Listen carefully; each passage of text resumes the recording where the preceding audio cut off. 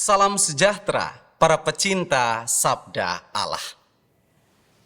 Kita selalu diminta untuk jangan pernah lelah berbuat baik. Salah satu alasannya karena kebaikan itu keutamaan hidup yang mampu melestarikan persaudaraan. Di saat kita berbuat baik, kita sebenarnya telah membuka ruang bagi orang lain untuk mengakrabi kita sebagai kawan yang perlu dirangkul dan bukan lawan yang harus dipukul. Maka ada sebuah ungkapan menarik berkenaan dengan kewajiban untuk berbuat baik ini, yakni jika belum bisa berbuat baik, setidaknya jangan menyusahkan orang lain.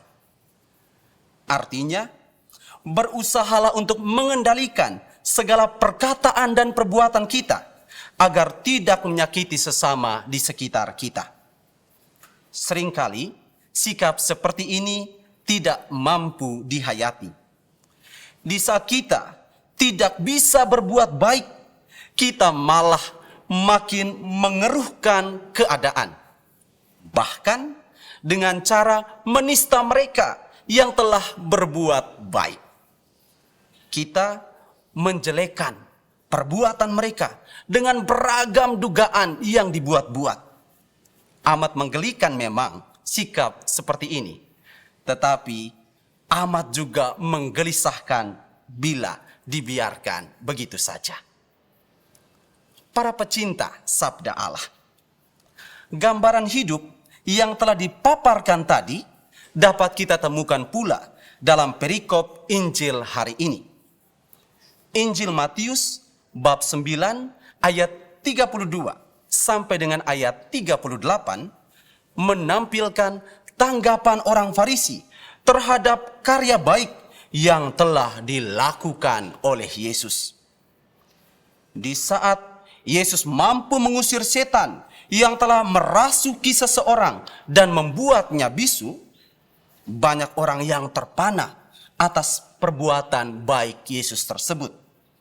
Mereka berkata satu sama lain bahwa mereka sama sekali belum pernah melihat mujizat semacam ini selain yang telah dibuat oleh Yesus. Akan tetapi, orang Farisi yang berada di antara mereka menanggapinya secara berbeda. Mereka tidak mendukung karya baik Yesus.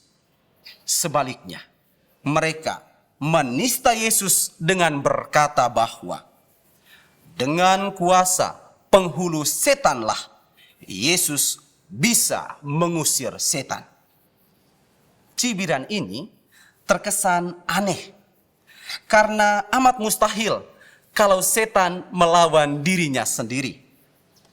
Tujuan karya setan adalah menghancurkan hidup manusia dengan membuatnya jauh dari Allah. Lantas, bila karya Yesus ini makin mendekatkan orang bersangkutan kepada Allah, apakah tujuan karya setan itu tercapai? Tentu saja tidak. Namun, orang Farisi tetap bersiteguh menista karya Yesus, walaupun baik adanya, karena mereka membenci Yesus. Jika belum bisa berbuat baik, setidaknya jangan menyusahkan orang lain.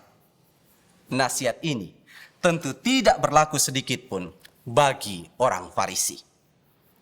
Syukurlah bahwa Yesus bukan orang yang baperan. Biar dinista, ia tetap berkeliling ke semua kota dan desa untuk berbuat baik.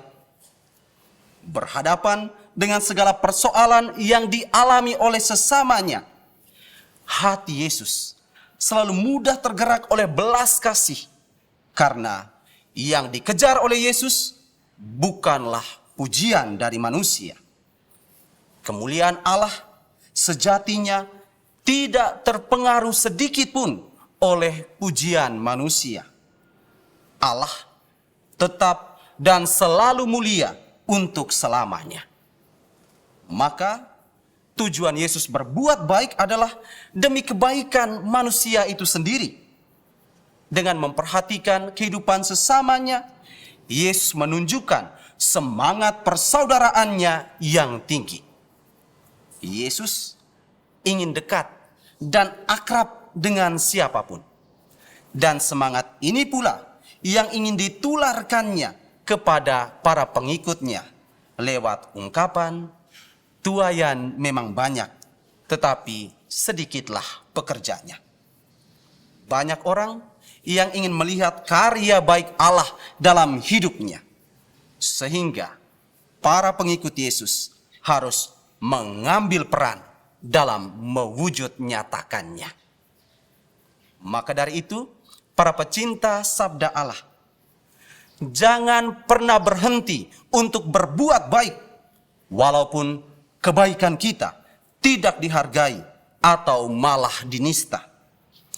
Jangan pula mencari kemuliaan pribadi di saat berbuat baik, karena kebaikan itu ada bukan untuk dipamerkan. Kesalahan terbesar kita selama ini adalah menuntut pengakuan di balik setiap perbuatan baik kita.